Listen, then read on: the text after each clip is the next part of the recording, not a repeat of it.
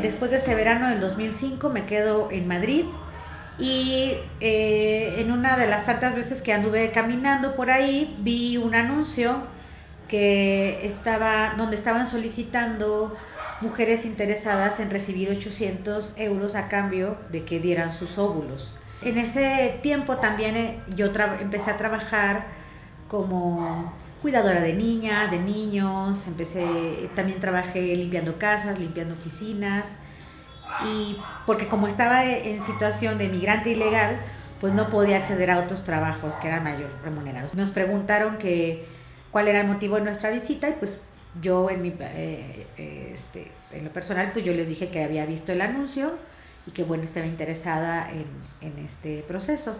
A la mujer que iba llegando también les comentó a la recepcionista, sí recuerdo que era la recepcionista, y le dijeron que ya no podía seguir.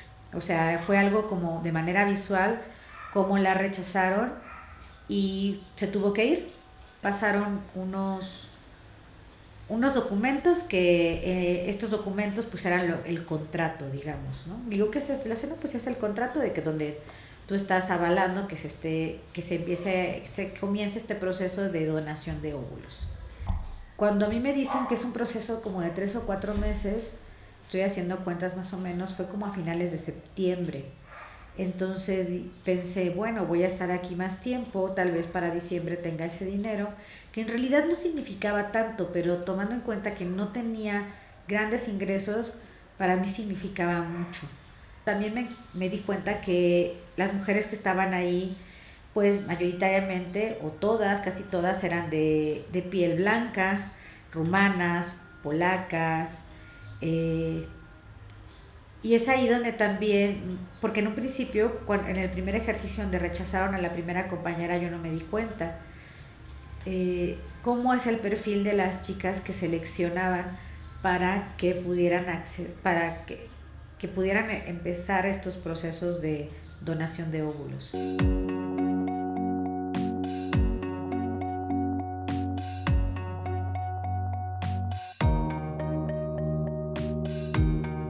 Creo que tenía que ir cada tercer día a que yo me inyectaran hormonas.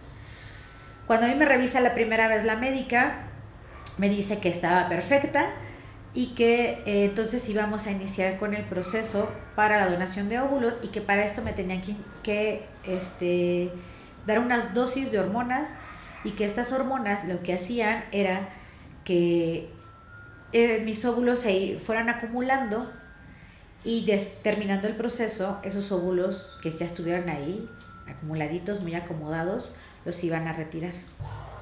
Llamo para decirles que ya había terminado, o sea, que ya no tenía más dosis. Entonces me dicen, oye, entonces ven acá a la clínica y pues te hacemos una revisión cómo va el avance, porque pues yo ya estaba casi finalizando, por lo que me habían dicho. Entonces llego y no está la ginecóloga que siempre, la médica o quien me revisaba, la mujer que siempre me revisaba y le daba seguimiento a mi caso, no estaba.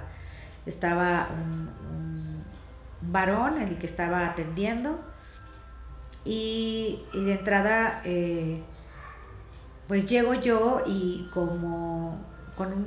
de una manera violenta, con su lenguaje corporal y verbal, gritando tanto a las chavas que estaban ahí trabajando.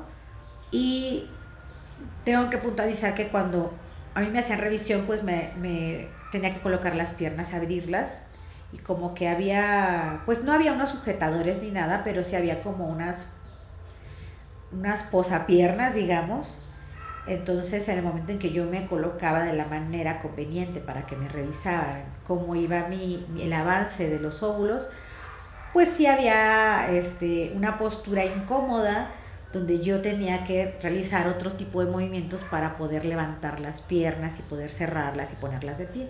Bueno, cuando este sujeto va a hacerme empieza a revisar cómo va este avance, incluso me dolió, lo noté como si estuviera manipulando algo que no sentía, y aún yo con las piernas abiertas, comienza a gritar que, o sea, comienza a gritarle a alguna persona que fuera, no recuerdo, o sea, empezó a gritar el nombre de alguien y, y empezó a cuestionar que cuál era que por qué habían seguido el procedimiento. ¿Por qué habían seguido el procedimiento? Pero empezó a gritar. Esa clínica yo creo que retumbaron las paredes, porque gritaba y gritaba y yo seguía con las piernas abiertas, lo recuerdo. Y las mujeres que entraron ahí, pues se miraban unas a otras sin saber qué decir, no dijeron nada. Y él, algo que recuerdo es que dijo, y comenzó a gritar, más que decirlo, gritó, no se dieron cuenta que no sirve. Pero incluso mis palabras en este momento ni siquiera se acercan a de qué forma tan violenta y tan abrupta. Y lo gritó varias veces, que no sirve. Este sujeto sale de donde yo estaba y entra una mujer y me ayuda a yo poderme levantar de ahí, ¿no? Donde yo estaba. Porque sí me quedé inmovilizada, no era por la postura solamente, sino me quedé inmovilizada por los gritos y las frases y cómo se estaba refiriendo a mí. Estaba yo llorando, o sea, no podía parar de llorar desde que salí de la clínica. Caminé, me subí al transporte público, me bajé del transporte público, llegué a casa y seguía llorando, pero aún así no sabía identificar qué era lo que me había hecho sentir tan mal, qué es lo que había provocado en mí esa rabia y esa tristeza al mismo tiempo, y también esa forma como de meditarme a mí misma. Y aunque fueron las palabras de un sujeto y yo quería hacerme la fuerte y que no me afectaban, me estaba afectando muchísimo, porque te digo, no sabía identificar qué era lo que había pasado. Entonces, hasta ahí pasó mucho tiempo, pero mucho tiempo para que yo me diera cuenta qué es lo que había pasado. Porque aunque yo había hecho varios ejercicios de socialización con esta anécdota, porque así la había tomado yo, como si fuera una anécdota, porque era reducirlo también, pues quedaba ahí como parte de mi anecdotario, ¿no? Como si hubiera sido un episodio de mi vida ahí fugaz, que no tenía mucha importancia, y donde un sujeto me había maltratado de manera arbitraria, sin tomar en cuenta que soy una ser humana. Cuando por fin me cae, como diríamos comúnmente, el 20, es que me habían cosificado. Y esa cosificación había mermado y había minado mi autoestima de una manera impresionante, de llegarme a reducir a un objeto y no una sujeta. Entonces, cuando yo soy consciente de esa parte, de lo que había pasado, de esa violencia verbal, simbólica, autoritaria, también en otra nación, me hizo llegar a la conclusión de que yo no había tomado las mejores decisiones, y lo que había pasado había sido una cosificación y que habían intentado mercantilizar mi cuerpo a través de mi precarización, como si nuestros cuerpos o nuestros órganos o lo que nos quieran retirar de nuestros cuerpos fueran una cosa más. Y las mujeres no somos cosas, no somos objetos. O sea, nunca llegué a pensar que yo estaba haciendo altruismo.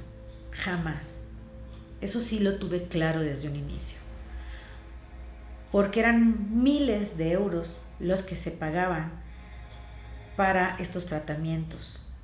Sí me di cuenta que era desde personas, mujeres privilegiadas, familias privilegiadas que acudían a estas clínicas para estos tratamientos, pero jamás llegué a pensar que era un altruismo, Ya después de volver a hacer esta remembranza tipo crestomatía, me pregunto si en realidad no fue un montaje todo esto.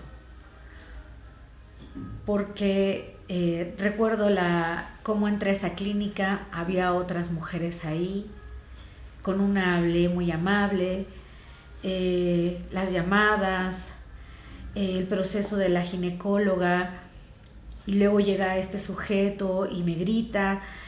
Entonces, y pues yo no soy médica. No sé si tal vez mientras me estaban auscultando sí me retiraron ahí los óvulos. No lo sé.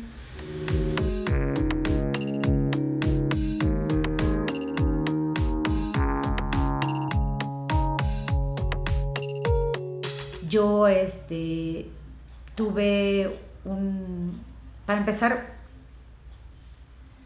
tuve un aborto involuntario. ¿Y por qué digo involuntario? Pues porque no me di cuenta primero que me embaracé. Entonces me embarazo, pero, o sea, porque yo pensaba que no estaba embarazada, pues porque yo estaba menstruando. Yo estaba menstruando y tuve unos cólicos muy fuertes. Al siguiente mes estaba igual, menstruando.